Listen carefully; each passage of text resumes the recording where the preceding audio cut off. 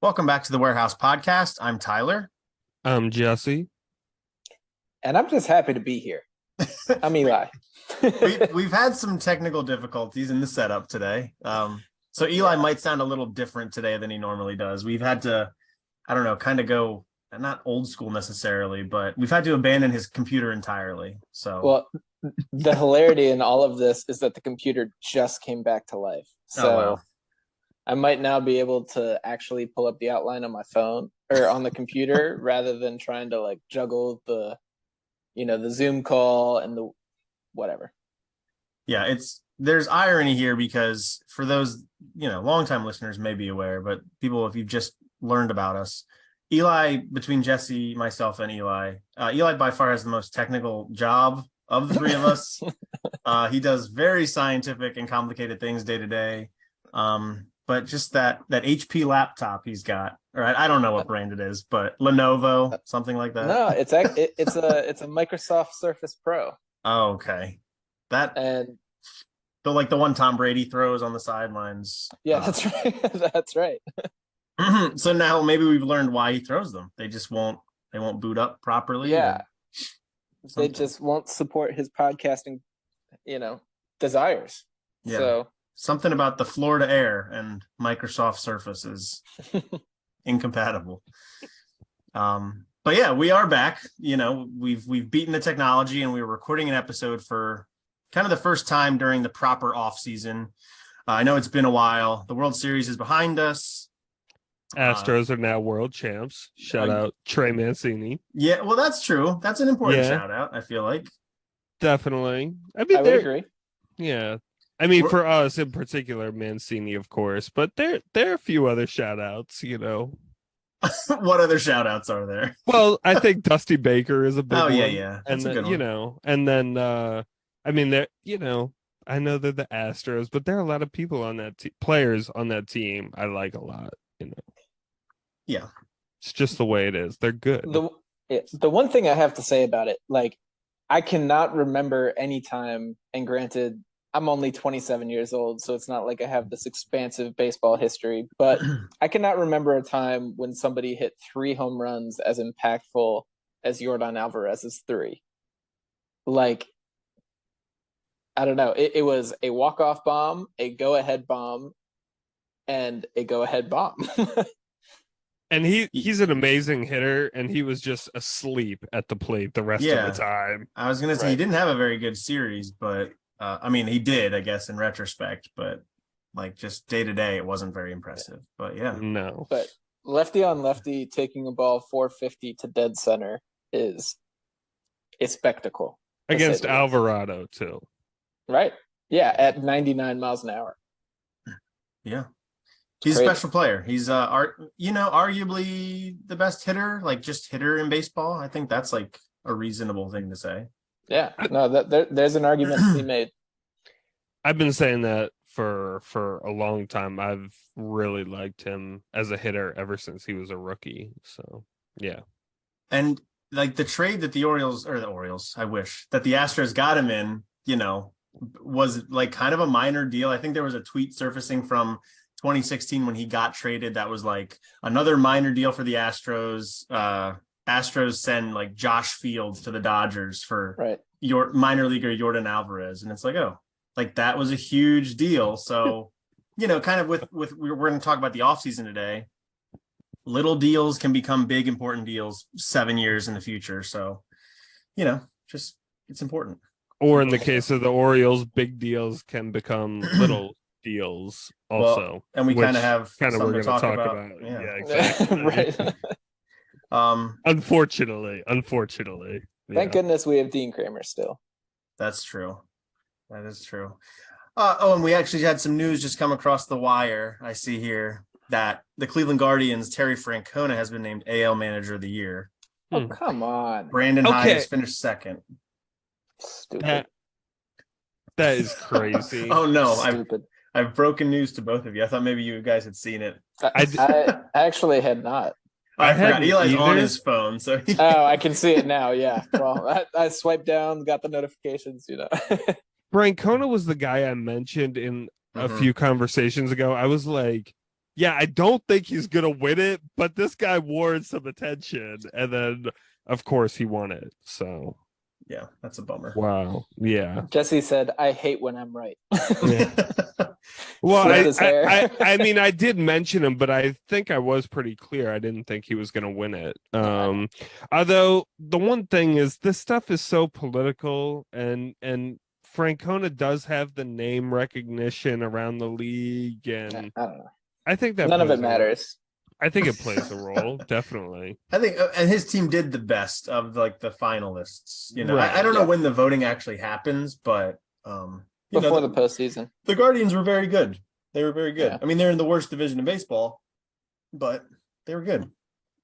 So we'll see. I didn't expect Brandon Hyde to win it. I thought the Mariners guy was going to get it just because breaking the playoff drought and all that type of stuff.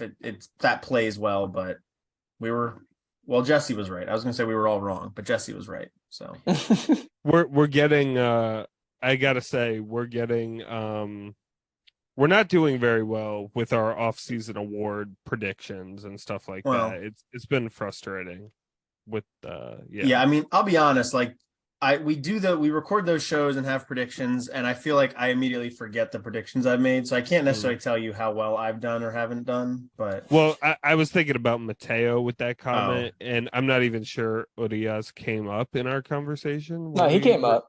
Oh, did he? Okay. Well, let's talk. He came up. Yeah. Sorry. You want to talk about let's talk Gold Gloves. Let's just leap into that and kind of jump our outline here and talk. Okay. People already know Ramon Urias won the Gold Glove at third base.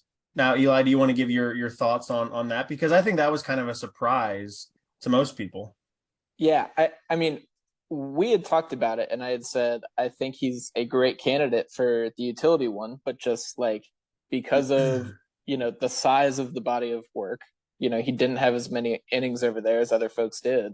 I didn't think it would happen, but they recognized brilliance, and he definitely was that this year. So, obviously, I'm happy about it. I think I don't know why I think this, but I think it's cooler to get one for a single position than the utility position. I think that has a little more prestige with it, but I love it.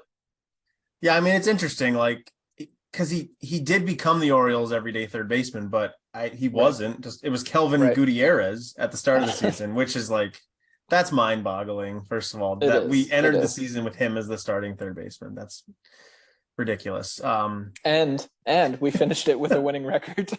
Yeah, I know. Even more amazing. Well, because he was getting significant innings at third, and then oh god, who was the guy playing second all the time that everybody hated after a while? Not Odor. Dude, Chris Owings. Yeah. It's our boy. He played on the middle infield a lot to start the season. Yeah. Amazing.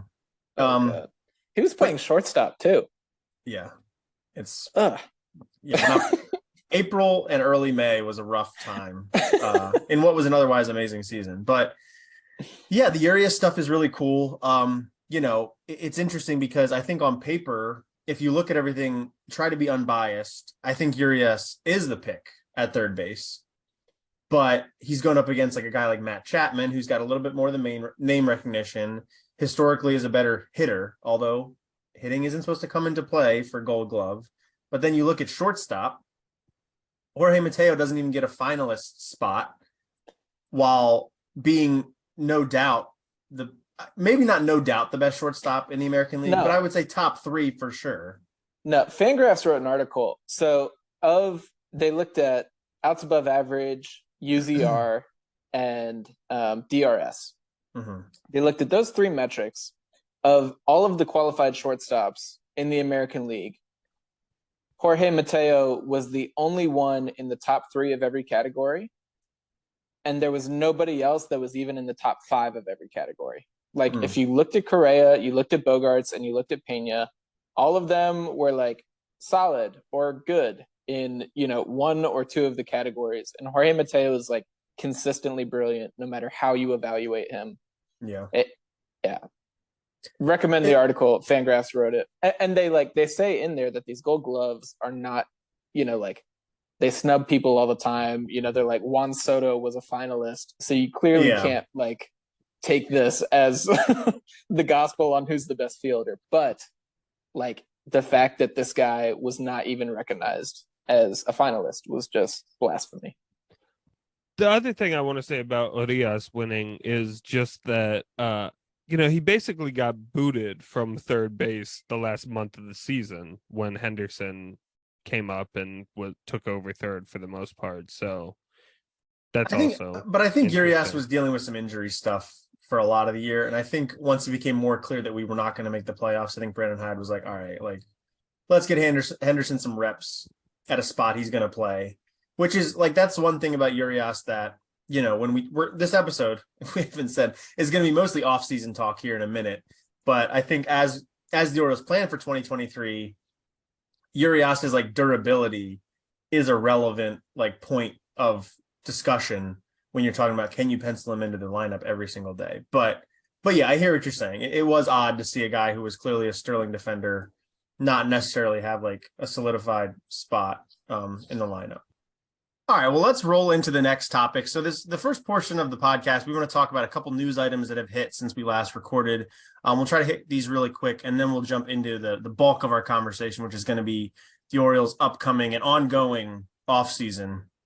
So the first bit of news we wanted to talk about that happened a few weeks ago now, or I guess about a week ago now, was the Orioles declined the option on starting pitcher Jordan Lyles. I believe it's a $1 million buyout they owe now, and that is the alternative to paying him $11 million for the 2023 season.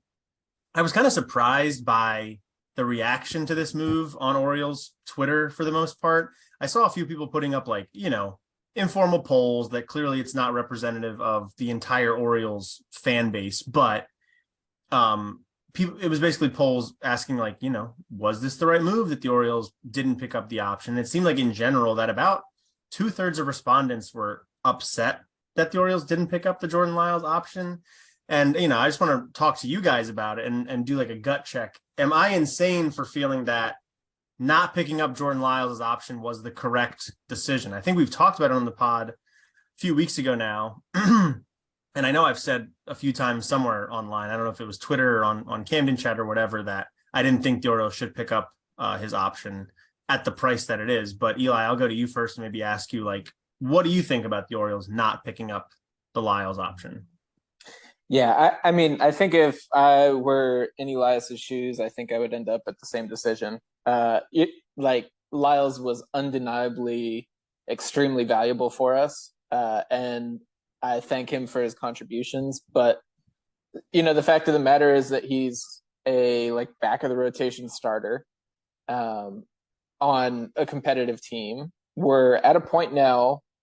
I don't know. I don't want to say we have pitching depth because you can never really have enough, but we have depth.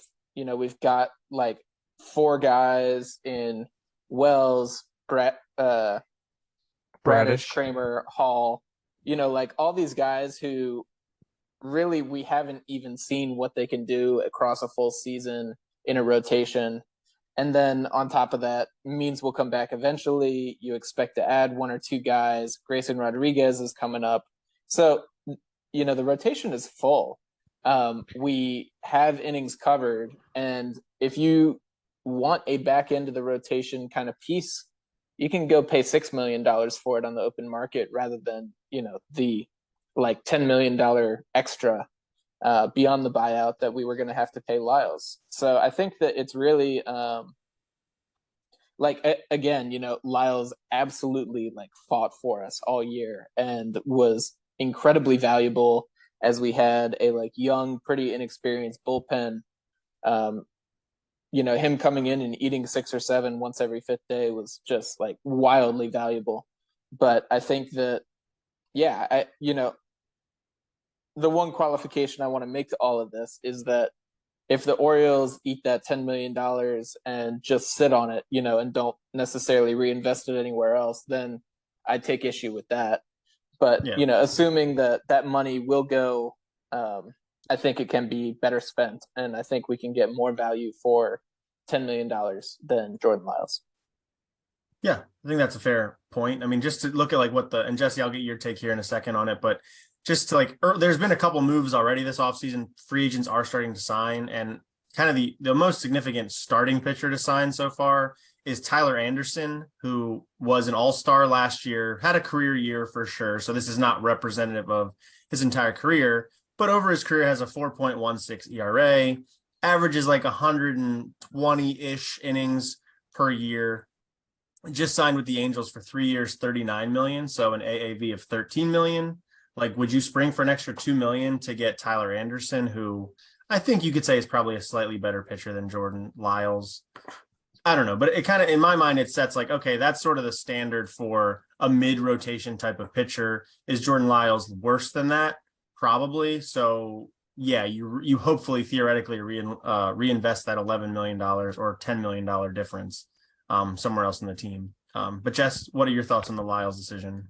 Yeah, I mean, I think it's fine. I think kind of as Eli, I'm going to say it sort of in a different way than Eli said it at the end, of course. But, basically, right, I mean, this move can't exactly be assessed in a vacuum, right? And it's dependent upon the Orioles doing something else as an alternative. And since they haven't done that yet, if they just leave the rotation as it is and do nothing with starting pitching, then I'm going to say this was a really bad decision, right?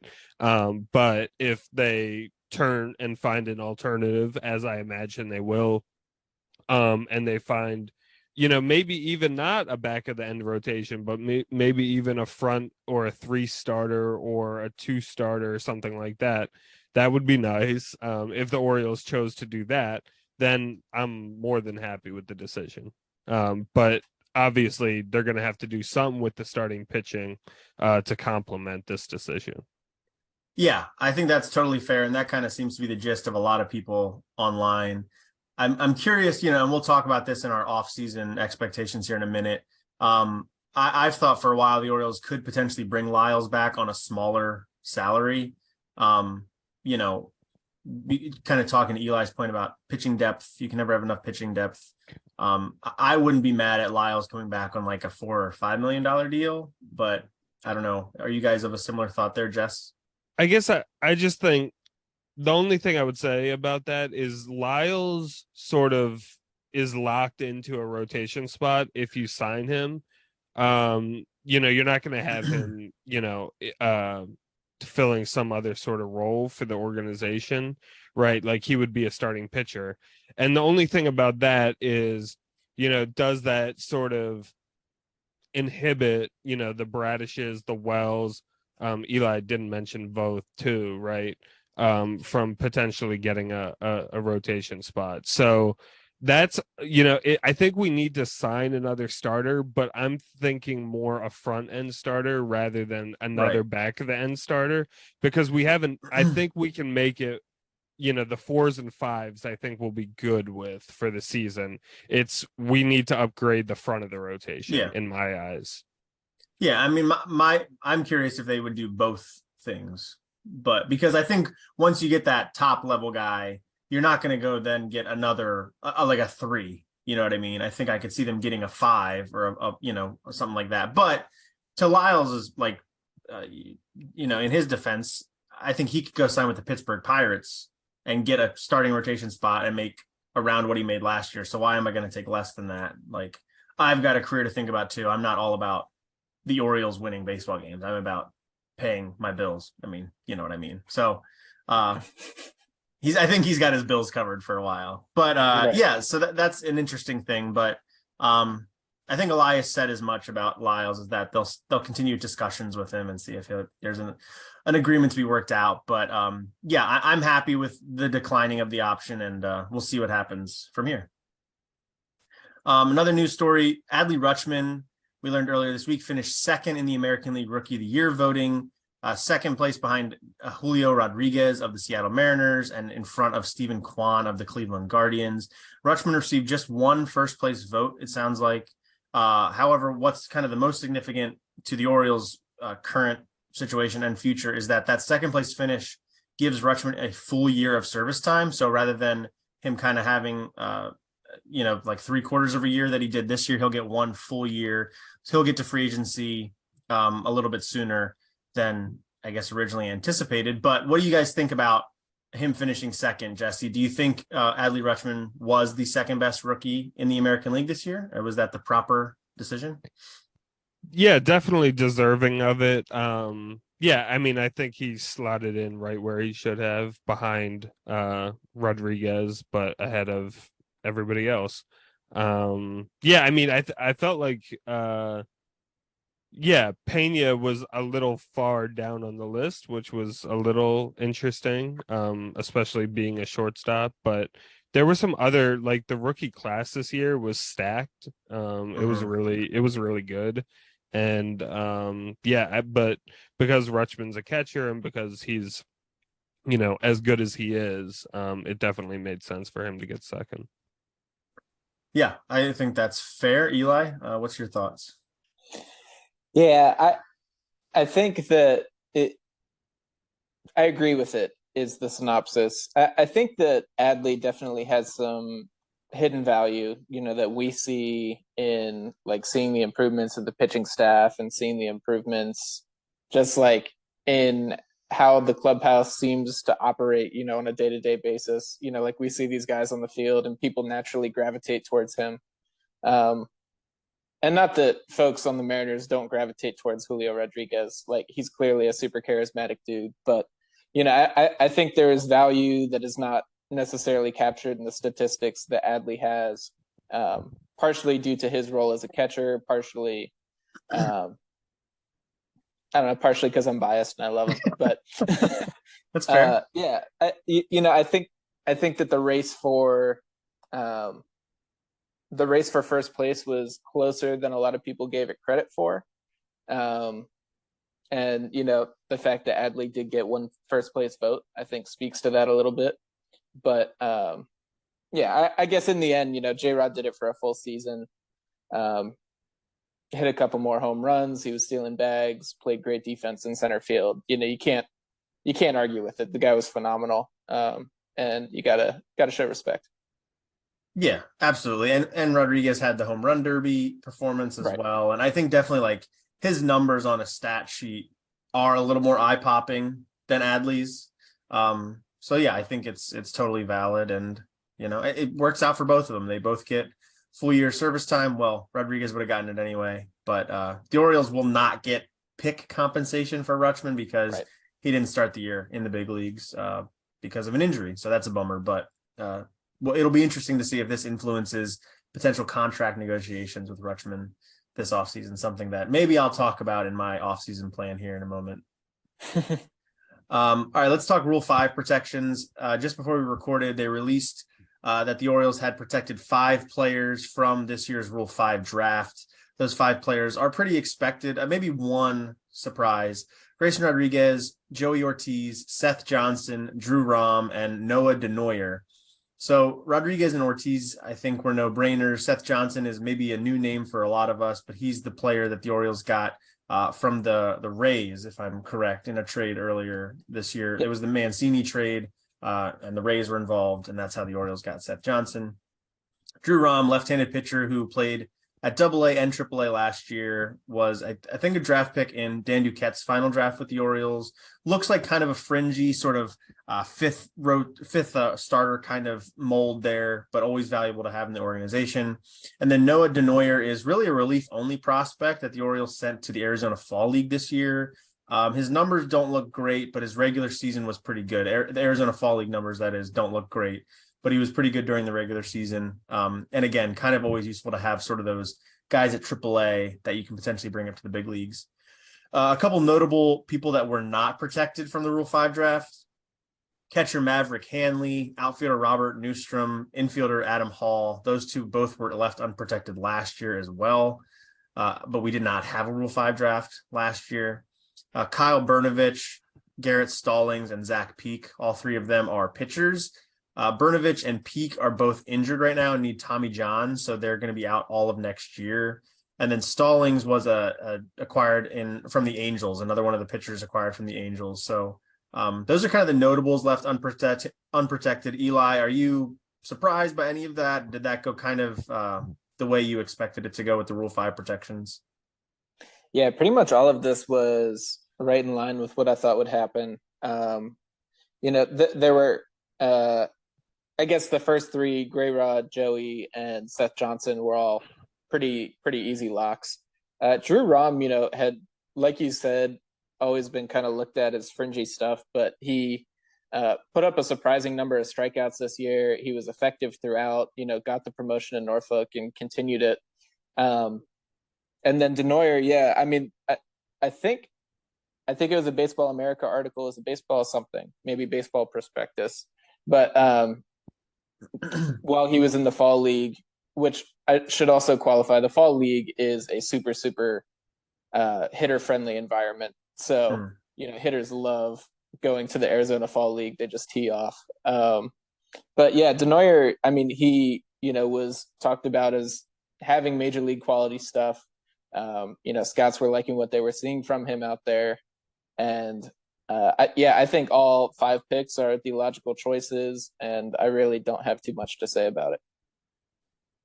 Yeah, it does leave one spot open on the Orioles 40-man roster, which is, it seems to be that's how Mike Elias likes to do these things, is kind of leave a spot open either to pick up a player sometime or to leave a spot open to actually make a selection in the Rule 5 draft. But Jesse, any thoughts on the Rule 5 situation with what the Orioles have done to protect players? Yeah, not particularly.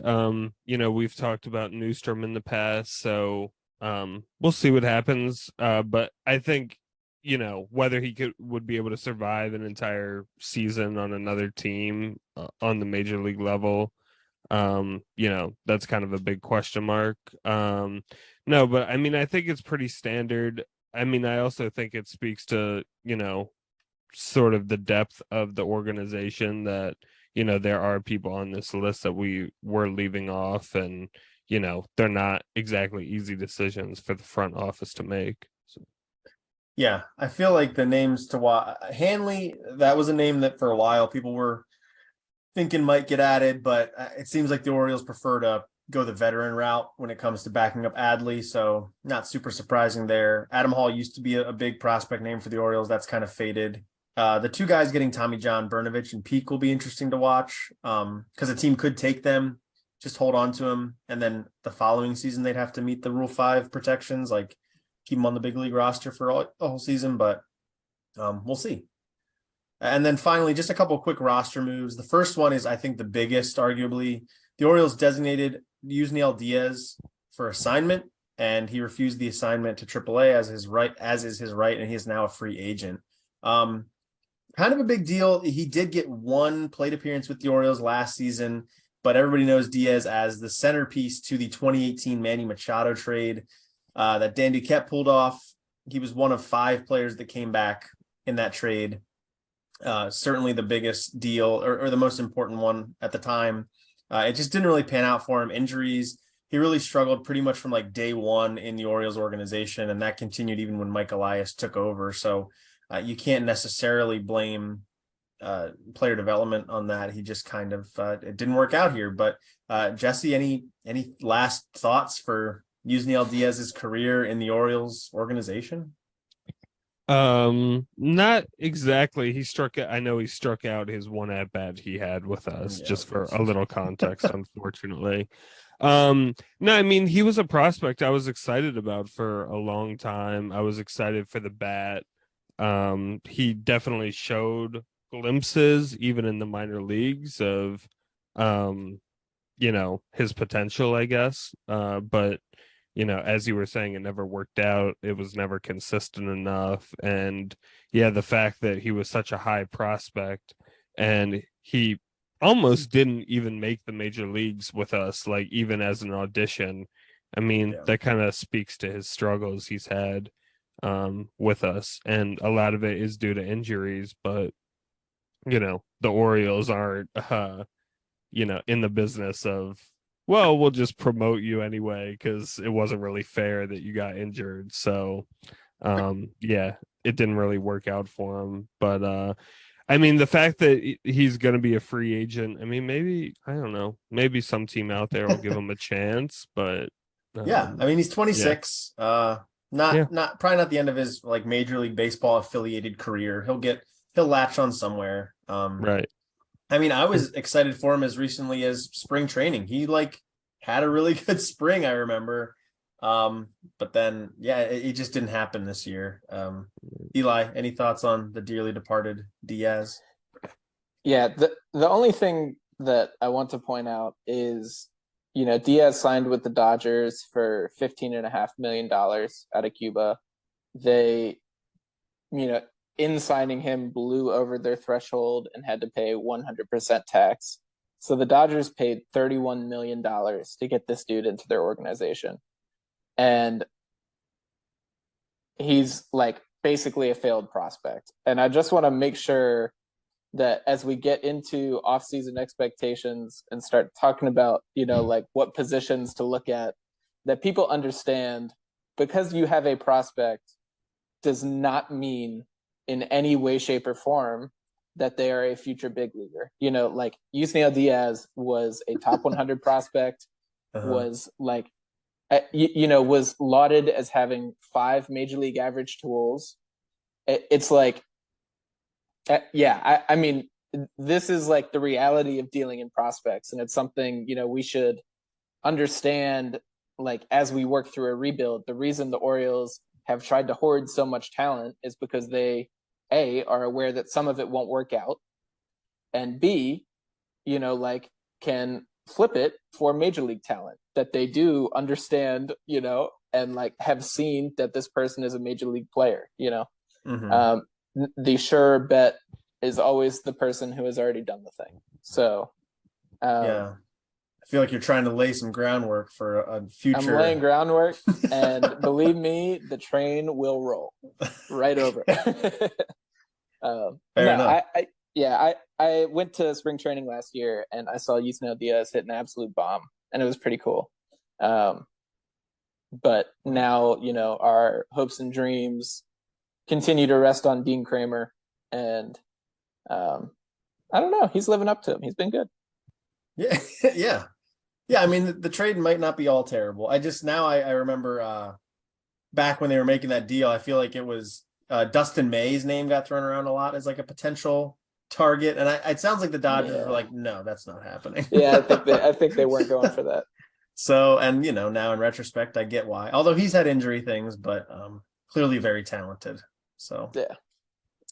Another move the Orioles made, they claimed outfielder Daz Cameron from the Tigers. They tried to get him through waivers, didn't work out. He has no options remaining, obviously. He'll go into the bucket of outfielders the Orioles now have on the 40-man roster. We'll see if he makes it through the offseason there. I have some doubts there. If the Orioles are as busy as they plan to be, it seems. I have doubts Daz Cameron is going to see opening day with the Orioles. But Jess, are you excited about a former Tiger? You're a Tiger guy, kind of. That's your second team. I like the Tigers. I mean, am I excited? I wouldn't exactly say I'm excited. I mean, the Orioles do have, I will say with Jorge Mateo, the Orioles do have a little bit of recent history kind of recovering a top prospect. But that doesn't at all mean Daz Cameron's going to work out. So yeah, I mean, sure, I'm fine with the signing. It's a cheap option. He's not locked into the major league roster, so no. So I'd say not. Yeah, so I'm fine with it. Yeah. Okay. Eli, are you fine with it? Yeah. Also fine with it. Are you similarly fine with Jake Cave, another outfitter the Orioles have signed? Now this guy has actually played a little bit in the big leagues. What do you want to say there, Jess? I'm sorry. The one thing I was going to say just about Cameron that I was going to add too was that, I guess I am a fan generally of these, former top 100 prospects that like didn't really work out, right? These cheap options. Not that I don't want the Orioles to spend money, right? I'm not saying that, but cheap options that have high potential upside, I think those are generally good. I think it's good to like go after players that are like that and see what you can do with them, because they were at one point in their career, they were a top 100 prospect for a reason, and they obviously have a lot of talent, a lot of potential. So I'm definitely good with, moves of this sort. So yeah, I Okay. just wanted to add that. Maybe the Orioles could sign Yusniel Diaz. Same situation. Right. Yeah. No, I hear what you're saying. I hear what you're saying. He's also a former Mike Elias draft pick when he was with the Astros, which, Mike loves that. If he'll give Thomas Eshelman a chance, an extended chance, why not Daz Cameron? Right. And just, my mom was born in Seattle. We're semi, Okay, so you're a Mike Cameron Mariners. guy. Yeah, exactly. So I liked Mike Cameron when he played. Yeah, he was great. Yeah. Jake Cave. Do we have anything to say about Jake Cave at all? No. Yeah. Nope. Fair enough. He's fine. The only point that I wanted to make, and this is not about Jake Cave, so I stand by the no, but I do think it's interesting that the Orioles have pulled like 2 borderline MLB ready outfielders onto the 40-man roster. I think that might, hint at some movement in our outfield, one way or another. I think there'll definitely be movement, and that's something we could talk about this in a minute, because Mike Elias had some quotes about Anthony Santander recently that we could touch on as well. But so that wraps up all our news. So now we're going to shift into our off-season portion of the podcast, and the first one is going to be some drama that Eli kind of stirred up on Twitter. Not really. You kind of just joined in on some ongoing conversations, but do you want to kind of lay out this discussion you had about the Orioles potentially signing a shortstop? Yeah, it was Matt Kremnitzer put up a poll that just said, do you want the Orioles to sign one of the 4-star shortstops? And, at the time that I looked at it, more than 50% had said no. And I was so blown away by this, because he wasn't qualifying, if you sign this shortstop, you're not going to be able to sign Rodon. He wasn't saying, if you sign this shortstop, then the Orioles are done for the year. They're not doing anything. It was just, in my eyes, would you like this thing? And it's if one of the 4, arguably the 4 best, Aaron Judge is there. 4 of the 5, best players on the free agent market on the position player side. If one of them joined our team, the Orioles would be a much better team, and that would make me very happy. And that was really all it was in my eyes. I understand that we, shortstop's a position of depth in our system. I readily agree with that. And I think that, between Joey Ortiz, Jordan Westberg, Jackson Holliday, Connor Norby, who's not really a shortstop, but middle infield, Gunnar, Mateo, the folks that we have at the major league level too. It's all hunky-dory at shortstop. Yeah, it's great. But not one of them is as good as Carlos Correa, Dansby Swanson, Trey Turner, or Xander Bogaerts, Right. And I guess the only other point that I think needs to be made about it is that, the Orioles were 3 games out of a playoff spot. We were right there until the very end of the year. And this team, assuming steps forward, assuming the Gray Rod promotion, this team could be a playoff team as it stands right now. So, if you kind of look at us, it's we need some right-handed thump, assuming that Austin Hayes is just kind of about league average again. Ryan Mountcastle, you could say he had some bad luck last year, but he was below average as a first baseman, still an above average hitter, of course, but below average as a first baseman hitting last year. We need some right-handed pop. And, you don't even necessarily need to go for somebody like Aaron Judge who will try to hit home runs, just a good, consistent hitter who can, draw out an AB, slap some singles around, hit some doubles. And that's who a good chunk of these guys are, these 4 shortstops. If you are looking for right-handed, offensive prowess, that's the top of the line for you, assuming we're not going to get Aaron Judge. I don't know. It was just interesting. And all right, last thing. I promise I'm almost done. So I think that most of the people who answer no are going for like, they're assuming that we only have finite resources to like really escalate the payroll this year. And I think that's all probably true.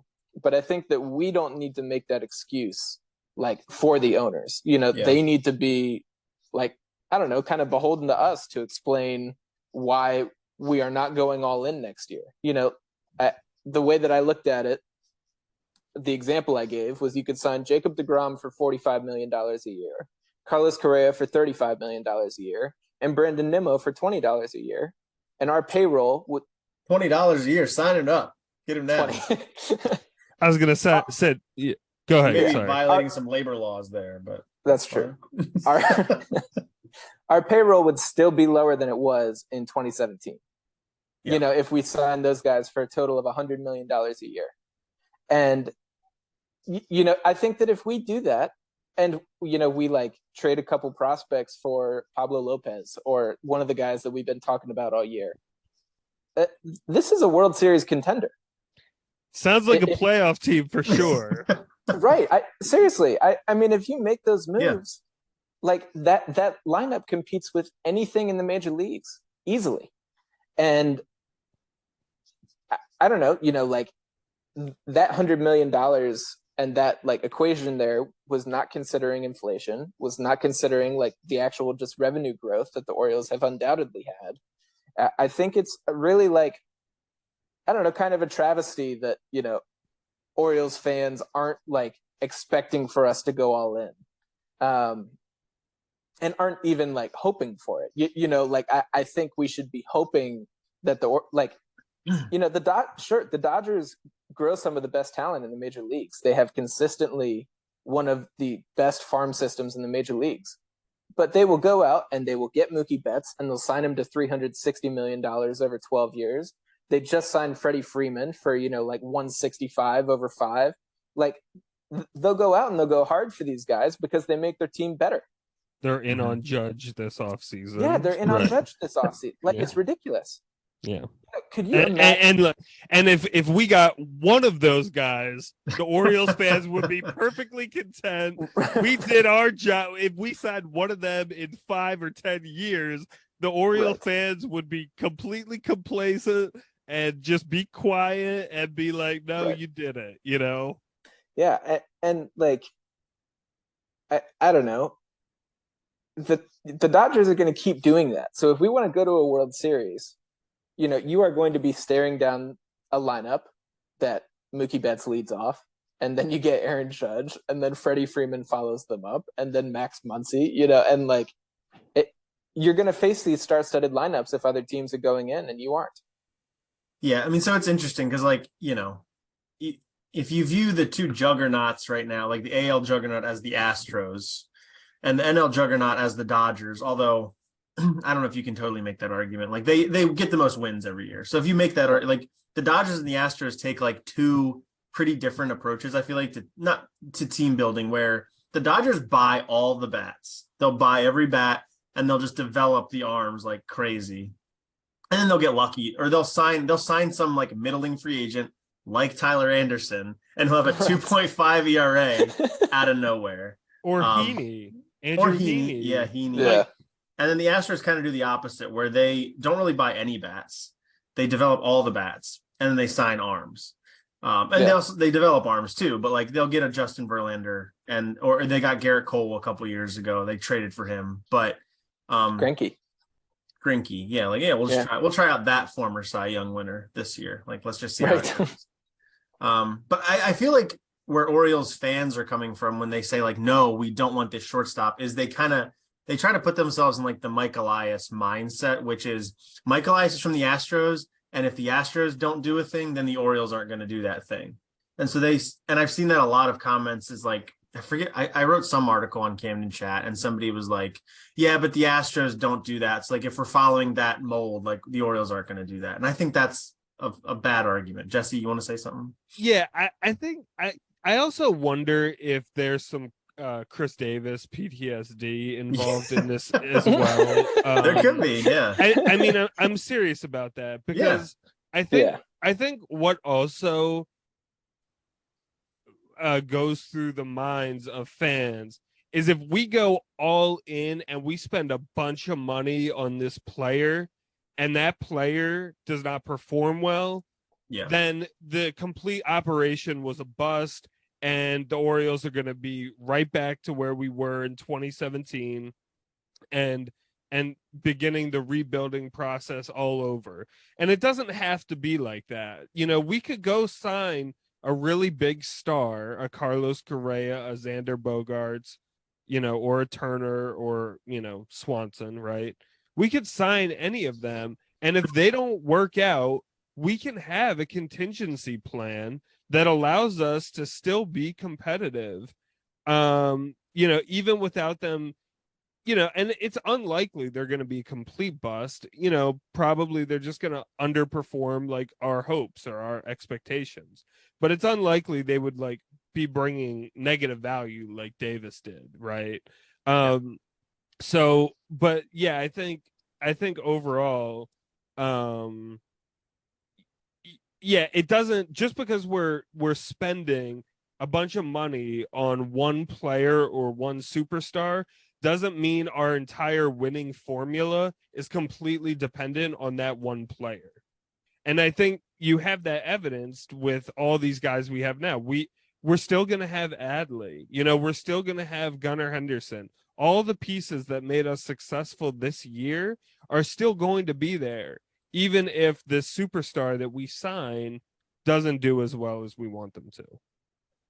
Yeah, and I think that's an important thing too, is that the organization has changed dramatically since the Chris Davis signing, because I think you're right, Jesse, that there is some of that involved in this. But, you know, in addition to having those players you listed, we also have like a player development system that has been overhauled. Now, we're not going to have the first overall pick 3 out of 4 years or whatever it was. So you're not going to always have the Adley level talent or the Jackson Holiday level talent in the system, but you've got a player development pipeline that is helping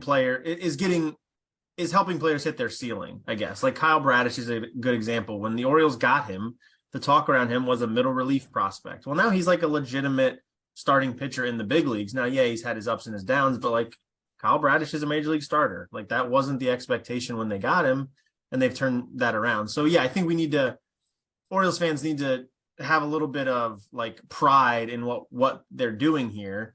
And also at the same time, understand that, yes, Mike Elias is an Astros product, but he's also a St. Louis Cardinals product. And the St. Louis Cardinals sign big players a lot of the time. Like Nolan Arenado got a ton of money from him. Like the Cardinals sign people. Just because the Astros do something and it works for them doesn't mean the Orioles have to be the corollary. Now, Mike Elias does feed into that with some of his public comments a lot. He talks about how amazing the Tampa Bay Rays are all the time, and it makes me want to gag because I hate the way the Tampa Bay Rays build their team. They just got rid of freaking Kevin Kiermaier, who's like a perfectly fine player, because he's going to make like too much money next year. Like $13 million. Yeah, he's a Gold Glove center fielder, and like he's like been the face of the franchise for a decade. But so that's partly Mike Elias's fault too. But all this to say, like, if the Orioles can get better by signing a generational talent like a Correa or a Turner, you do it. Like, yeah, no, you don't upend all of your team building and your philosophy for it, but sometimes opportunities present themselves. And like a Carlos Correa is a guy that, for being a free agent with his talent, is young and can still do things. And like Jesse said, yes, you're going to have some sunk cost after maybe the first 5 or 6 years of that deal. But theoretically, the first half of it is filled with production and hopefully a World Series berth or two. You know what I mean? That's the goal. The teams know that the second half of the contract is probably going to suck. But if you believe in your player development system, it's okay, because you can make up for it. And Correa can be a DH or a first baseman or whatever by the time he's 35 years old. You know what I mean? So I don't know. We're all on your side, Eli, is the grand scheme. Yeah, I will say I was going through it because I was I was working on a presentation for a interview for a promotion that I was having today. And believe me, I did not want to be staring at that PowerPoint anymore.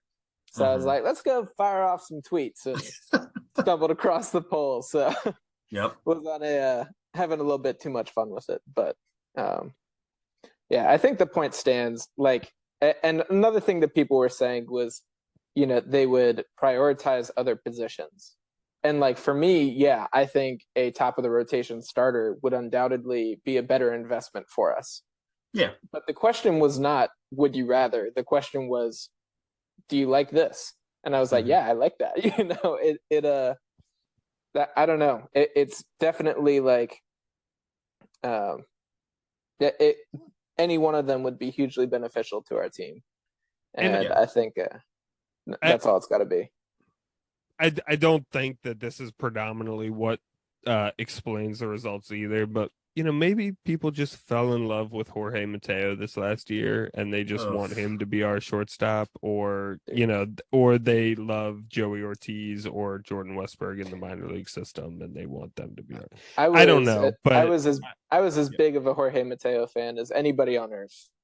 Jorge Mateo could hit 20% better and he would still not give us the production that Carlos any one Correa of those dudes would. Yeah. Any Absolutely. one of them. Yeah. No. And we know that and we are aware of that. I think you do bring up a good point though, Eli. Like, when I'm looking at this team and I'm looking at what the Orioles need, shortstop is not where my head goes, right? Like if we went into next season with Jorge Mateo as a shortstop, that would be fine with me, right? This whole conversation is dictated by the abundance of shortstops that are available this offseason and kind of that and how that is influencing, what's going on basically. Because right in the abstract, in a vacuum, I don't think the Orioles, I mean, sure. Could we use a better shortstop than Jorge Mateo? Sure, we could use it, right? But if I'm looking at like how to create this isn't addressing your poll question, if that's what you were going to say, right? It's not addressing that at all. I'm just saying, if I'm Elias and I'm trying to make this team better, shortstop is not, just like I'm not looking at catcher, right? Just like I'm not looking at center field, right? There are other positions on the field that I'm more focused on, or I would be more focused on if I was Elias than shortstop. It's just that this market presents this grand opportunity for shortstop. That's exactly what it is. Right. And the thing that I will say about it is, if I'm looking at this team as an offensive unit, I say, what do we need? Like, a good right-handed bat is at the top of the list, I think. Like a right-handed bat that you can slot into the 2 or 3 hole every single day and get legitimate production from. I think that is at the top of the list as our offensive need. So, like I look at that and I say, all right, how can I find an offensive piece that can sit in the 2 or 3 hole every day for an entire season? And I look at this free agent market and, those shortstops and Aaron Judge, like those are it,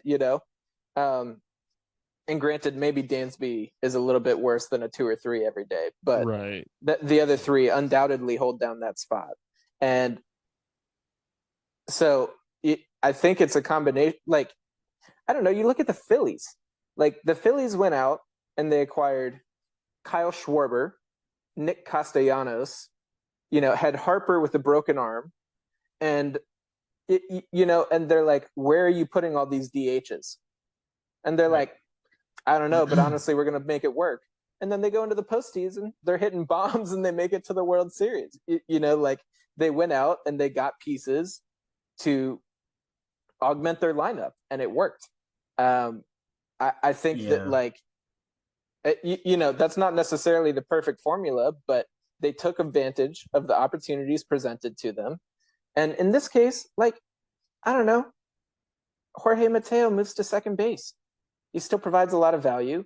The shift is gone next year, so he'll be even more valuable than like Rougned Odor had the potential to be this year, because he'll have to take care of more range, and you're better. You're just better. It's as simple as that. And maybe someone will make the move to second base eventually. It's I don't know. Don't think too hard about it.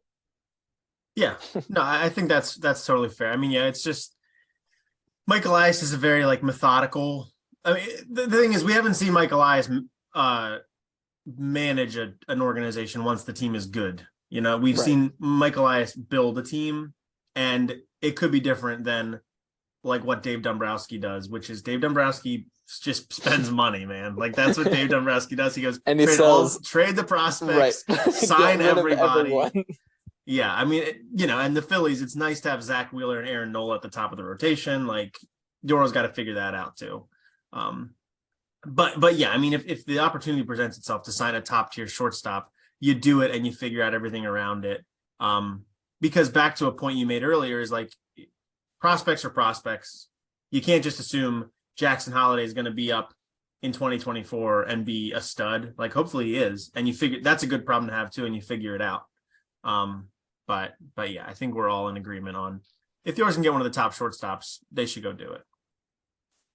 All right, well, let's talk about the Orioles offseason approach. We've kind of hit on it. We've got in the outline here. We want to talk about what we believe the Orioles offseason approach should be, and we've kind of touched on it there, but we'll get specific on it. Jesse, maybe I'll go to you first. We just kind of talked about spending the money, doing the Dave Dombrowski approach there. But what do you think the Orioles should do this offseason in terms of spending, trades, like the general approach to team building this offseason? What would you like to see? Yeah.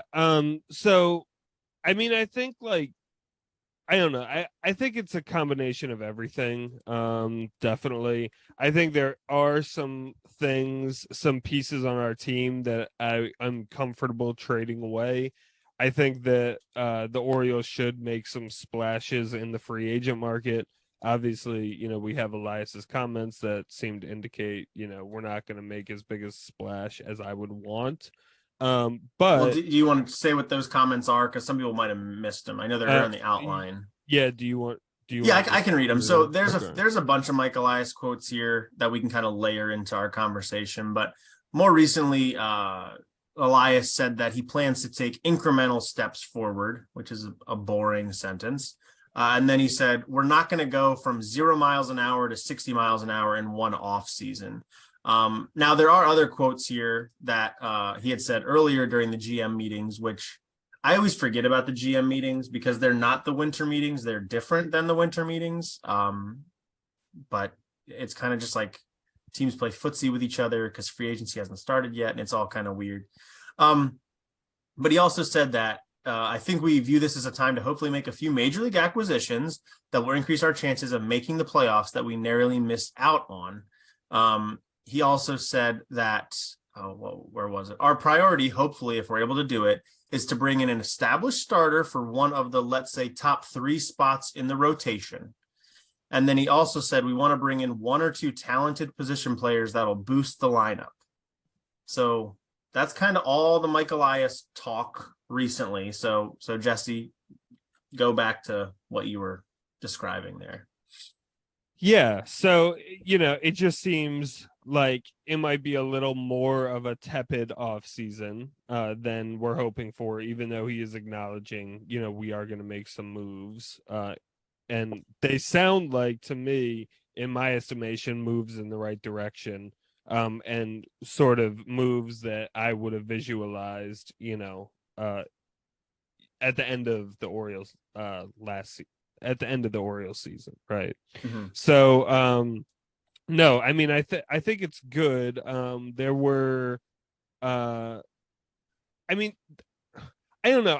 Again, kind of like to what Eli was saying earlier, I don't exactly buy the incremental steps argument, right? I mean, there's no reason if we're an 83 win team this year, we don't need to somehow like build up to be an 87 win team the next year and then a 91 win team the year after. Like, that doesn't make any sense to me. That sounds like an excuse to not go big, right? Well, plus, we're an 83 win team this year, but that's with Gunnar playing for a month and Adley missing the first month and a half. So, like, maybe we're already more like an 87 win team already. You know what I mean? So it's time to go for the jugular. Right. And then if you get a DeGrom and you get a Correa, that takes care of that immediately. Like we're already over, like Eli was saying, like a few additions and we're a World Series contender. We could be, right? So that incremental thing, it's not like the young guys aren't like ready enough to like be in the playoffs and we have to baby them and like stunt their progress. Like no, none of that makes any sense to me, right? So I do think the Orioles, as far as I'm concerned, what I'm thinking about in my head are corner outfields and second base, right? I mean, those are sort of like the big positions, the big gaps I think the Orioles need to address. That's assuming Gunnar Henderson plays third and not second. If Gunnar Henderson moves over to second, then okay, I'm gonna revise my statement and say we need to figure out third base, right? But definitely corner outfield and second base, I really think the Orioles need to focus on. I was kind of like looking over names earlier. I was actually contemplating like a Jock Peterson. Well, that's not he happening just accepted now. the qualifying. He accepted the qualifying. Oh, really? Okay. Today. So, well, that's dead, I guess. Yeah. But I mean, the other thing, and I was trying to like imagine this, whether like Gene Segura would make sense, and I think I kind of came down that yeah, well, I don't really know how I feel exactly about it, but he's probably the best second baseman available this offseason. I think he's like 33. So I don't think, he would be, he definitely wouldn't be, not that the money matters to me, but like he wouldn't be a very, I don't think he would be cost wise. I don't think it would be so outrageous that, Mike Elias would flee immediately. Right. So, so I could see, like, I think Gene Segura, I've liked Gene Segura for a long time. I think, he was, an 8-hitter in the Phillies lineup, but, he is a guy who has hit 2 in the order before. And, on occasion probably could move up for the Orioles to hit 2 on occasion. Yeah, he was an all-star like 8 years ago. No, I know that. Yeah. Yeah. But why are you saying that? I don't know. I don't know. No. He's not a 2-hitter. He's not a 2-hitter. No, yeah. Correct. No, absolutely. Right. But I think on occasion he could move up to 2 in the case of like an off day, or you in the case of the rest of the team's hurt, or like move up to 2. No. Okay. In the modern game of baseball, Gene Segura is not a 2-hitter. Not anymore. Like if people 2 through 7 get hurt, maybe he can move up to 2. Well, I'm just saying, like I was imagining a situation where the matchup was favorable. Okay, whatever. That point, a Sunday punt lineup, yeah. I'm just saying that. I mean, whether he is or not, that's not really the point. The point is more so that he'd be a stabilizing guy. He's a pretty good hitter for someone at the bottom of the order. And and he's a veteran, so I mean, we've had Rougned Odor be our veteran, so I think Segura is a veteran upgrade. He's coming off a World Series appearance that can't hurt, so but the thing is like that, and that's kind of one of the problems is like, I mean, we could do something through trade, but other than Segura, there are really not a lot of available options at second base, and nobody is too appealing other than Segura at second. Frazier doesn't get you excited? Oh, not particularly. If we hadn't seen last year happen, it might have. Yeah. So okay. So it's just that kind of thing. So Gene Segura would be your solution, your realistic solution at second base. Is that kind of what you're saying? Yeah, because we've also got we should say on the outline here, we want to talk about our dream scenario, our realistic scenario, and our nightmare scenario. So this is we're kind of going into that now. So let's talk your realistic scenario. You got Gene Segura at second. Now you said corner outfield is a problem. for the Orioles, right? So do you have a realistic solution there Um, besides Jock Peterson, right, who yeah, you right, just right. learned? Yeah, it's not possible anymore. So I don't have the list pulled up, so I can't find somebody. But Well, Jock people Peterson been was talking kind about of who. Brandon Nimmo a lot. I mean, he Right, corner outfield option. I mean, do we think definitely. that's realistic though? I guess that could kind of go around the horn here. Eli, you kind of talked about Brandon Nimmo for a second. I mean, what are your thoughts there? Yeah, I think it could be realistic, but admittedly, I have like serious reservations about this lineup getting too lefty heavy. Mhm. And I think you look at Cedric Mullins and then Adley Rutschman, who was only good from the left side this year, and then Anthony Santander, who can hit both ways, and If he's still then here. right if he's still here, and then Gunnar Henderson from the left side, Mhm. and like Ryan Mountcastle just is not enough to balance that out. Yeah. We go and we face, I don't know, enter good lefty starter here, Tyler Anderson, like we were talking. Yeah. No, I don't know, but like if Robbie Ray is having a Cy Young season and he's got his wipeout slider, and he goes up against a lineup where the four best hitters hit from the left side, that's a problem. You Yeah. know, like he can flip Adley around and he hits 188 or whatever he hit. And don't get me wrong, I assume Adley will be fine and he'll get much better at it, but Yeah. it's a weakness, and we definitely need to balance the lineup. So I love Brandon Nimmo. I think he is he's a great OBP guy. He's got a little bit of pop. He plays good defense, capable of center field. Like, I love him, but I am admittedly not sure he's the best fit for us. Okay. That's fair. I don't necessarily see the fit for Brandon Nimmo either. People have been mentioning him. I love the OBP, but I think the Orioles need to add some power this offseason too, and Nimmo doesn't really do that.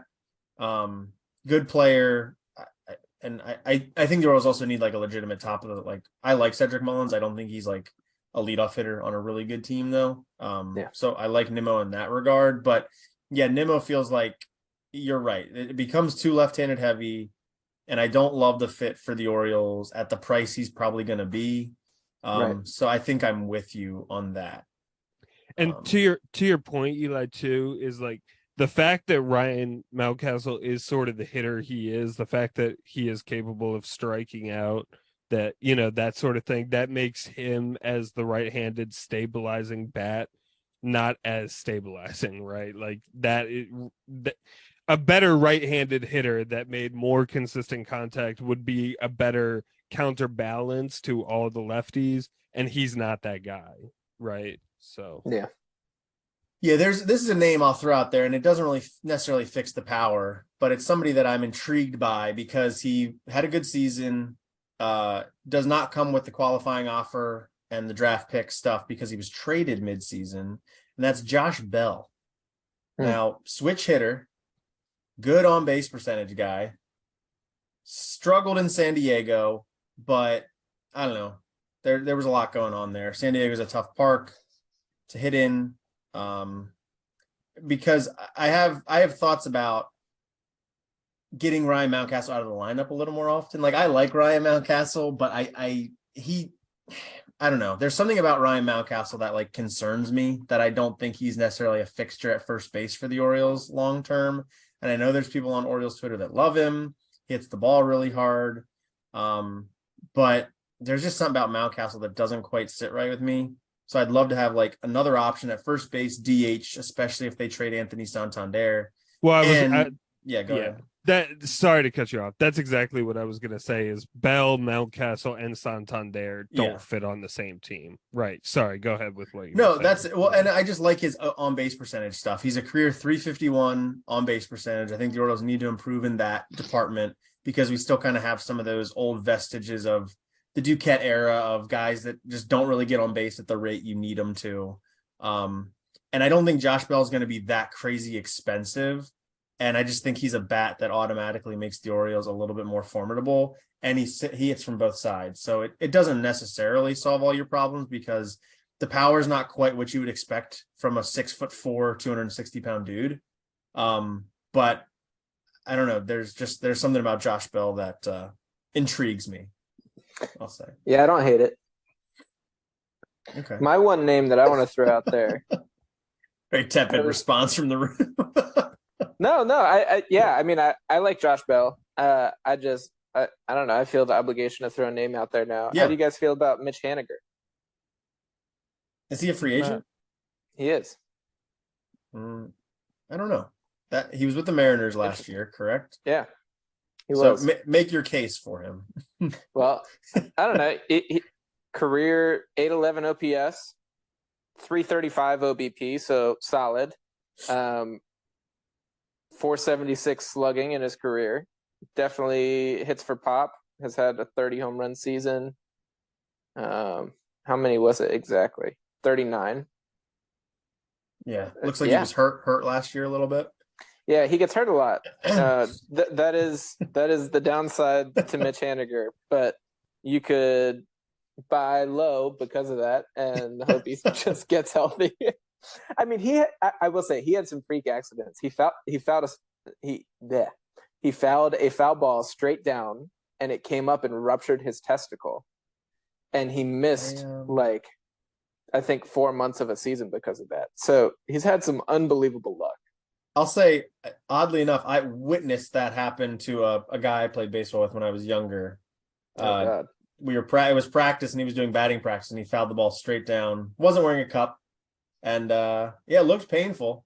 I don't know that he ruptured the testicle necessarily, but he wasn't at practice for a while. So and I can imagine at the major league level that's tenfold worse. Right. With the velocity and Caleb Joseph knows about that.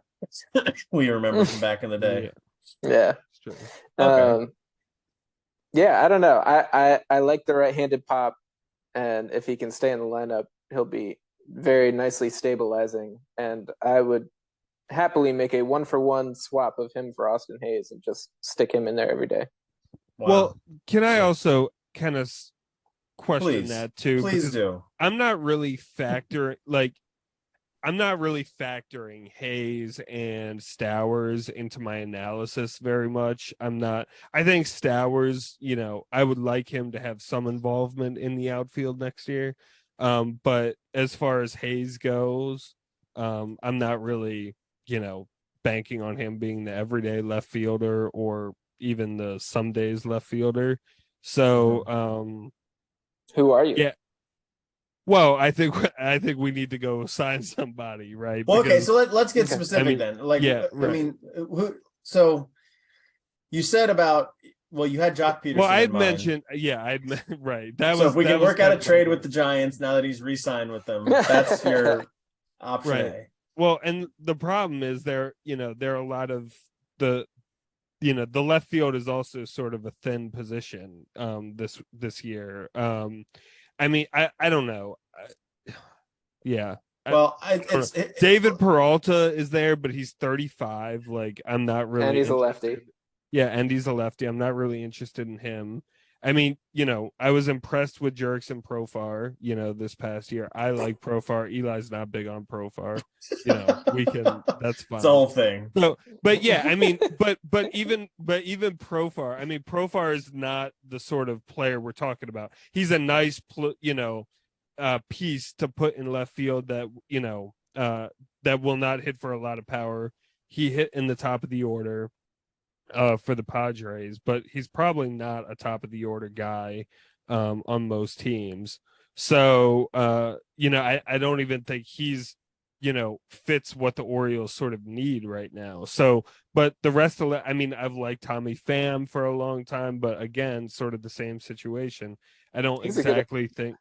Yeah, he is a good OBP guy, but I don't think he exactly fits what the Orioles need right now. So that's where I think like left field, you package, I don't know, Keegan Aiken and you package like a bad package. Keegan Aiken's pretty good. Is that your headliner? I mean, no, I'm just saying you your package long reliever. I'm just saying, or I don't know, some guy in the bullpen. You were about to say Bruce Zimmerman. I heard. I was going to say Brian Baker. Okay. But Granted, he's a 1 inning guy. I mean, Yeah, no, but I was saying you package Austin Hayes, Keegan Egan, sort of could possibly be a starter with some adjustments. I don't know, probably not. boy. But I'm just saying, you put a few guys together, and then but that's like you're just getting rid of them because you're not getting anybody back for Austin Hayes and Keegan Aiken. Yeah. That's just like we don't want them anymore. Definitely not. Definitely Hold not on. the star that we're looking for. Yeah. Hold on. No, I actually, I mean, Keegan Aiken, nothing. But Austin Hayes, has been 5 and 6% better than league average the last 2 years as an offensive player, and he's controlled for another 2+ years. I don't know. I think so. that Maybe we Hayes fill our might be second reasonably base. valuable.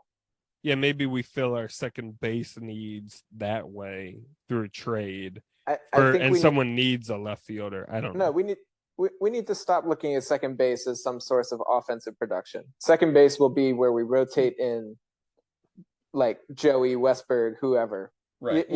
I think that's what we're ignoring here is that there are going to be internal solutions to some of these positions, and I think second base, to me, that's where that's going to happen because you're going to let Joey or Jordan Westberg fight over second base a little bit, I think, in the spring. And you're going to potentially package the one that loses or the one you don't like as much, right, to go somewhere. Well, yeah, one of them might go before spring training, right? I think. And that is and in my mind, Joey Ortiz, I think, has leapfrogged Jordan Westberg, but that's just my own viewpoint of it. Because he's a better defender, and like you've said before, the shift is going away. And he hit just as well as Westberg did last year. Right. So. And that was also, I don't know, he missed the entire last 2/3 of last season with the labrum or whatever his shoulder injury was. And, part of getting back into baseball, at the competitive level again, after rehabbing for almost an entire season, might have impacted some of his struggles at the beginning. And then, he got promoted to Norfolk in the middle, or not in the middle, toward the end. Yeah. I don't know. I think there are things that explain some of the struggles that Joey had. And I think, when his bat was on, the offensive upside that he showed also, outweighs Westberg. So I agree. I think he's leapfrogged him. Yeah. So let me just run through what I'll just say, what I feel like the Orioles could realistically do this all. And I literally had it pulled up a second ago and now I've removed it. But what I'd like to see them do is, this is, I think, relatively realistic, but sign Chris Bassett to a 3-year, 4-year deal, something like that, because that's a dude that I think for these Orioles is he'd probably be the ace. He'd probably be the guy pitching on opening day. I think as the season evolves, you see Grayson Rodriguez and John Means be above him in the rotation in a theoretical playoff series.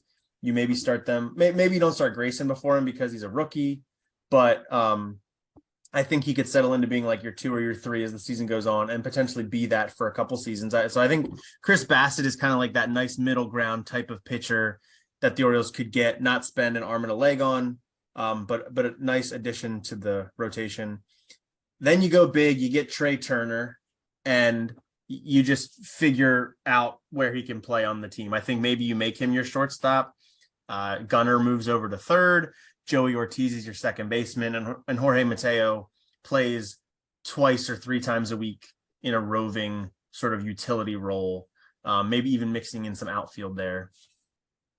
And you also sign Andrew McCutchen. This is a guy I've wanted the Orioles to get for a while because I love the veteran influence. He's been on good teams. He's been an MVP. I love the personality that he brings to the dugout. And if you look at his numbers, he's older, but his numbers are still pretty good. He's still really fast. He's still in the top 10% of sprint speed in the league. I don't think he's that expensive. He hits lefties very well. And he's right-handed. There you go. Right. So I love Andrew McCutchen for this team. Now I think part of that would be trading away an Austin Hayes or an Anthony Santander, which I'm fine with either one there. I would worry about losing Santander because the power he showed last year, but as I've said for a while, I think he brings enough value in a trade that you could potentially get something really interesting in return. Maybe that is another pitcher.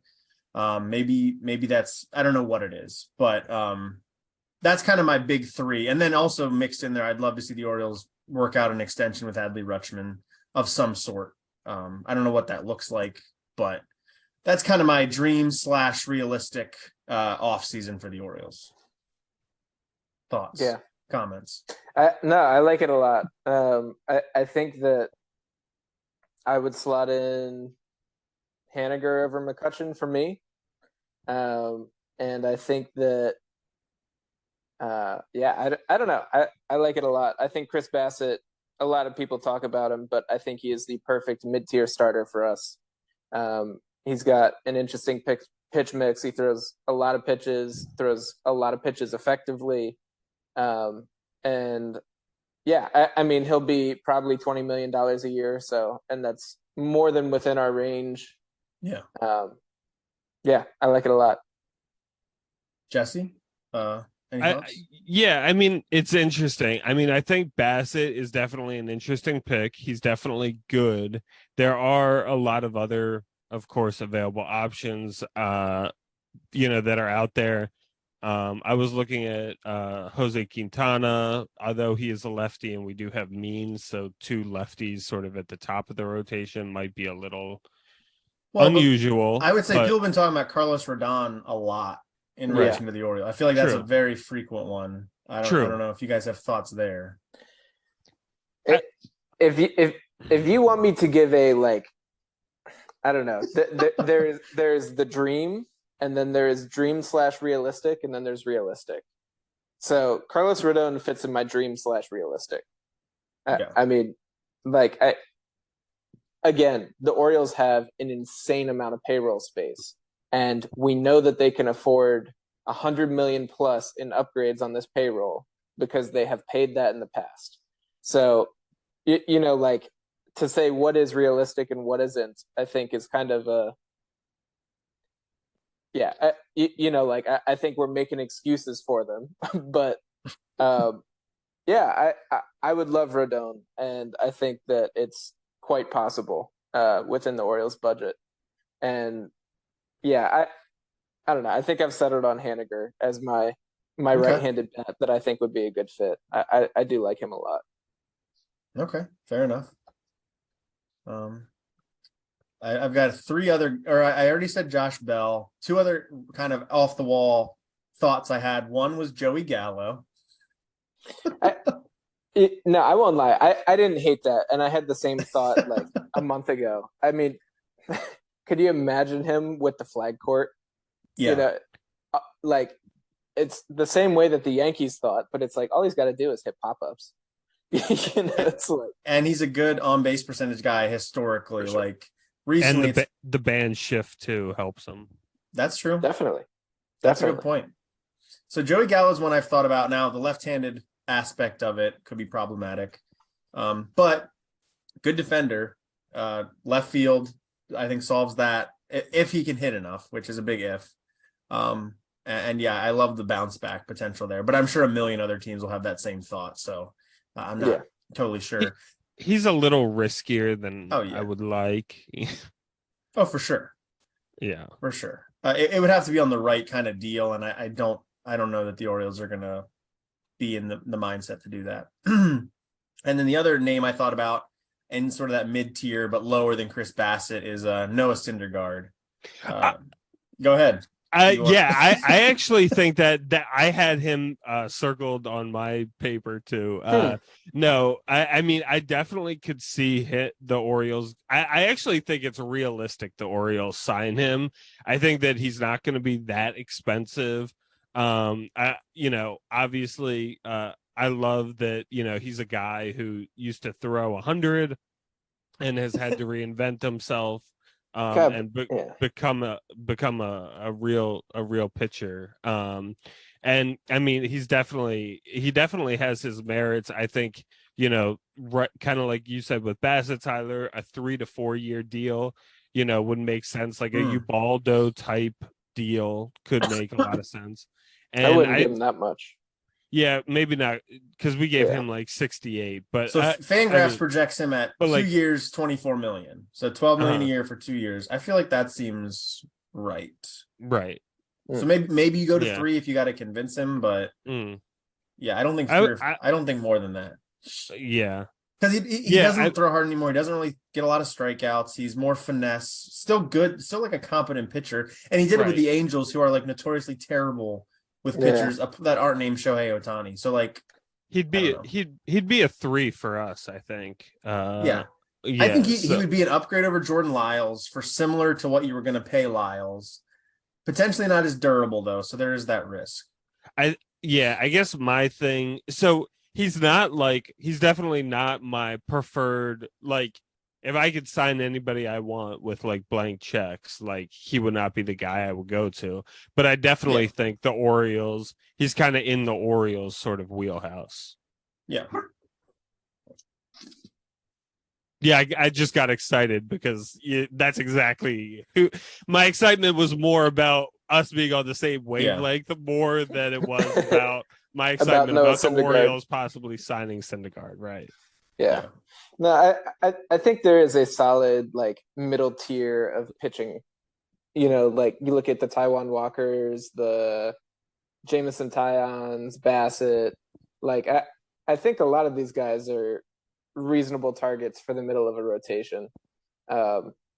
I like, again, assuming the Orioles are constrained, I don't want to just give that to them, but assuming the Orioles are constrained, I think I would I would like to shell out for somebody like a Rodon and pay him $30-some million a year as necessary, and then get a little bit more skimpy on the outfield, like 15 mil a year to Haniger or something like that. And I think that's the better way to maximize how this team shakes out next year.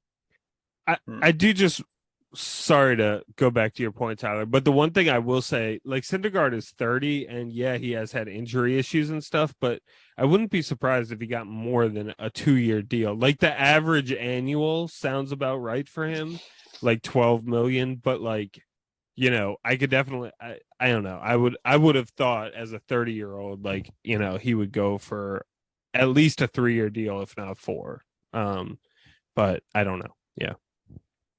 Yeah. Anyway, we don't have to, get into that, but yeah.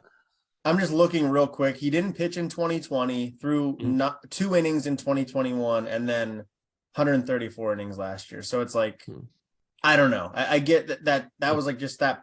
A lot of pitchers go through like a portion of their career where it's kind of just decimated for a year or two, and that's kind of what he had. But yeah, I don't know. Like, none of that is concrete or anything. I'm just I think what we all are agreeing on though is that the Orioles are probably not going to be in for a Verlander or a DeGrom, but they want to go like that step below for a pitcher. I think we all seem to kind of be on that wavelength. Is that correct? Like a Bassett or below? I think it's wrong, and I don't think that's how it should be, but I think that's what'll happen. Well, yeah, that's fair. I just don't see I think if the Orioles were an ALCS team this year or something like really, really close, I could see Elias being like, yeah, we'll give $40 million to Jacob deGrom for a year. I just don't see it happening this year though. But Jacob deGrom could be back on the free agent market next winter. That seems to be his plan, is just get as much money every single year and roll the dice on his elbow, which, hey, I mean, keep opting out. Right. Yeah. Well, I thought I was thinking when you had suggested signing deGrom that it would be a multi-year deal. I didn't realize you were saying. Well, people are saying 2-year deals averaging 45 mil a year, or 3-year deal averaging 45 mil a year with an opt-out. That's what most people. That's what the conversation around him has been. He's just going to be like a hired gun every year. Yeah, which is like wild. I mean, it's kind of what Trevor Bauer planned was going to do. Although he's just a terrible person, so it didn't work out. But yeah. So I think we're all kind of in agreement there that seems to be the plan at least. And then corner outfield, I think we all agree that they need something. But we don't necessarily agree on what that solution exactly is. I feel like that's a thing that might come through trade, Yeah. It could, because I think that I agree with your assessment, Jesse, that Kyle Stowers isn't going to be handed the keys to left field or whatever. Like, he's going to have to prove it, and I don't know that they're going to enter the season that way. But I just personally would love to see a splash in the rotation and a splash somewhere in the lineup. And what that looks like, I'm not entirely sure, but that's my hope and expectation. Yeah. We didn't even the other thing that should be said, we didn't even really talk about trades through all of that. We were focused on the free agent market, but yeah. I think that it's, the Orioles have like the budget and the bandwidth to go. I mean, we do have a surplus of prospects right now, and pretty elite prospects, so I think it's more than possible that, we go sign Bassett, we trade for another number 3 arm, and then you go and sign somebody in free agency for, like you said, a splash in the lineup. Mm-hmm. I think if you do that, I think the Orioles are like in a really, really good position next year to make the playoffs, particularly with the more balanced schedules and us not just messing around with the rest of the AL East all year. Yeah. I've tried to go down the list of prospects and think who could be eligible for a trade. I view Gunnar Henderson and Grayson Rodriguez as untouchable. Jackson Holiday, I think you'd have to get back an enormous player if they're going to part with Jackson Holiday. Colton Cowser, I think is similar to that. And the caveat there is that I think Colton Cowser is going to be a starter for the Orioles by June. I think he's going to be the starting lefter. And that might be the answer. Now he's left-handed again, but I think he's going to be the starting left or right fielder by sometime in June. And then beyond that, I'm kind of open to anybody getting dealt. We've talked about Westberg. DL Hall is one that I didn't love what I saw from him last year. He doesn't really look like a starting pitcher long-term for the Orioles. So I don't know how that's going to shake out. But at the same time, he's super talented, and he's the kind of guy that could make you look really foolish a couple years from now. But basically, yeah, the whole rest of the top Orioles prospects, I'm fine trading if you think you're getting back value. I agree. Yeah. So I don't know. Is there anything else on the potential offseason moves we want to touch on? I think we kind of went off the rails there at the end, but I think that was kind of fun. So. I gotta say, this was a very unstructured conversation that was bouncing all over the place. Which, Tyler, granted, it's a very hard conversation to sort of concentrate and fixate. But yeah. Go ahead, E. I was just gonna say, Tyler kept trying to bring us back to what's your dream scenario? You realistic, we're like, give me this, give me. Well, for a while, Jesse was just listing names of players, and I was like, it's over. Yeah. Well, it was a little. The other thing I'm curious about, though, that what do you think the Orioles are thinking for backup catcher? In my dream scenario, I had the Orioles signing Christian Vasquez, which I would like, but I don't know. I don't. I think what they've done is they've showed what they're going to do is sign a veteran backup that I think is going to be a glove first guy. Right. And that's the thing about Vasquez is he's a hitter first. Yeah. But I think he's a decent defender though too. He is. Yeah. I mean, compared to Martin Maldonado, he has a really good arm. Yeah. So I don't know. I think also from Christian Vasquez's perspective, I'm sure he's going to want to go and play 120 games. You know what I mean? Yeah, he can probably be a starter somewhere. Yeah. And the other thing, he also did catch Christian Javier and the rest of the teams combined no-hitter in the World Series. So that was Javier, not Maldonado, doing that. So well, there you go. Although if we're talking about catching no-hitters, Pedro Severino did that. Yeah. Should have been a perfect game if not for Pedro Severino. Right. Yeah. Pedro Severino did not catch a perfect game. Right. And I mean that literally in that a ball went through his legs. Again. Or wherever it went. It was not through his legs. I think you guys that was a much harder play than you guys make it out to be. But anyway, we have talked about that before, I think. Yeah. Anyway, yeah. Anyway, a quick note about a backup Yeah. catcher that you want the Orioles to get. Very, very good addition to the conversation. I don't know. Yeah, I I don't mean, know. what I just will say is like it's very exciting to have this conversation about how big the Orioles could go this offseason versus like how little the Orioles are going to do in the winter. Right. Yeah. I mean, I think yeah, this should become a perennial conversation for the Orioles. Is like, what are the Orioles doing this winter to put themselves in a position to go to the World Series? Like, that's where we're at as an organization now. No, I mean, to Elias's point, like, I don't think they're going to go 0-60. I don't think they're going to go sign Rodon, sign Trey Turner, and sign, Carlos Correa. Like, they're not going to spend $150 million a year on free agents. Nor should they necessarily. It's not shown to be like a super Wise strategy. Yeah, like the Dodgers can do it, but they're a little bit of an exception. So yeah, I think like that's all well and good, but definitely in general, our objectives have shifted to they need to be going for the jugular, not just like thinking about the future anymore. Which is really exciting. So yeah, looking forward to having more of these conversations as the offseason goes on.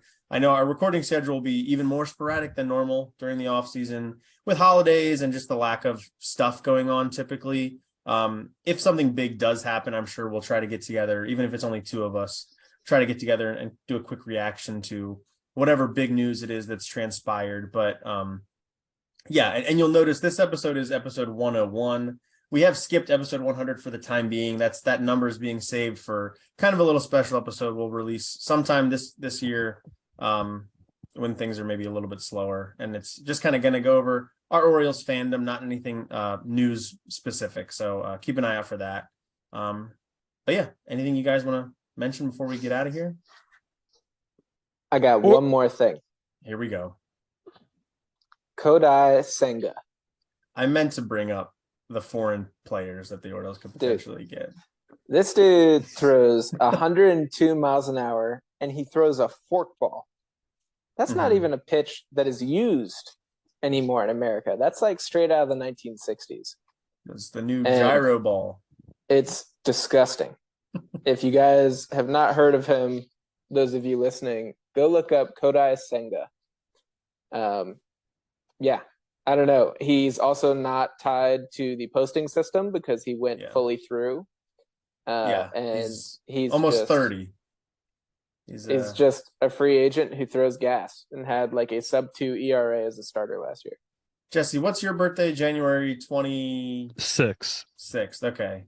Senga's birthday is January 30th of 1993. You guys are about less than a week apart. Two great baseball.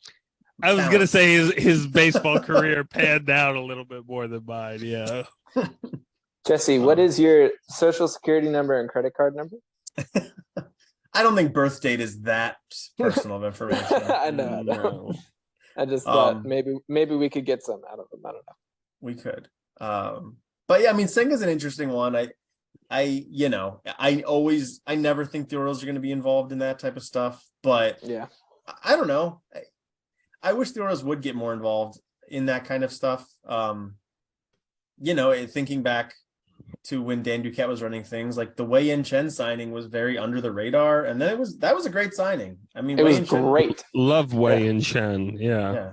Then he went to the Marlins and just it was terrible. But, I mean, so Senga, a Japanese player, I think it's really interesting. I think a lot of teams will be in on him. Just feels like a Yankees signing to me, but I don't know. MLB trade rumors, I think they had him at like 575. So it definitely would be a pretty big investment. Okay. Let's see. Yeah, they said 5 years, 75 mil. 15 years, not too crazy. Yeah, the teams they said were Cubs, Red Sox, Padres. So we'll see. Yeah, Padres, that makes sense too. Padres kind of just sign all the pitchers, and then it just doesn't really work out anyway. So. No. I don't know. I'm not thinking the Orioles are going to sign him, but we'll see. Yeah, I don't think so, but it'd be very cool. For sure. But yeah, that's kind of it. Jess, did you want to say something? I mean, I don't know. The ball is in Mike Elias's court, and we're expecting something. That's the big thing here. Yes, Mike. Yeah. We expect by Christmas the Orioles have signed at least 5 players. Yeah. Yeah. Mike, if you're listening, we've laid out a super clear list of demands throughout this whole episode. Yeah. We expect you to act accordingly. Right. Yeah, it's a hollow threat because we'll still be watching a random Tuesday night game in the middle of July. Oh, yeah, Right. for sure. And enduring. Dude, I can't wait to see Rougned Odor back on the team next year. Oh man, that'll be the day to go on Orioles Twitter and see how they react to that because that could get ugly. I think he's a Pittsburgh Pirate next year, Rougned Odor. It would make all the sense. Yeah, I think you would start to see boycotts if Odor was, people burning their Oriole jerseys and that sort of thing. That's a little drastic, I think. A little much. But we'll see. Yeah. Okay. All right. Well, yeah. So just keep an eye out. Subscribe to us on your preferred podcast platform, Spotify, Apple. We're there. Also go over to Substack, thewarehousepod.substack.com, and you can subscribe to us via email. So you'll just get the episodes along with a little blurb emailed to you whenever we post. Also follow us on Twitter for as long as it's around at the Warehouse Pod, and Eli will be tweeting through all the sadness that's happening over there. Always. Just one quick super last note is that Buck Showalter won Manager of the Year for the Mets. So yeah, big shout out to him too. Yeah. Yes, big shout out. Okay, we still love you despite the last season you were here. So yeah, no hard feelings about it. Yeah, you brought it up for no reason, but no hard feelings. Yeah, for sure. Okay, I gotta say it. Last thing, did you guys see Francisco Lindor's daughter when Buck left the room in the press conference? I did. It was adorable. It was like, adorable. Papa, Buck, and he's like, yes, Buck. We love children around this pod. That's for sure. We do. That was a weird line. Definitely. Yeah, I have 2 children. A toddler and a 1-year-old almost. So that's what I meant by that. Nothing illegal. Okay. Anyway, FBI. So time to end the episode. Oh yeah. We'll get out of here on that note. But thank you so much for listening. Please subscribe, tell your friends, and give us a follow on social. But until next time, this has been the Warehouse Podcast. I'm Tyler. I'm Jesse. And I'm Eli. We'll talk to you later.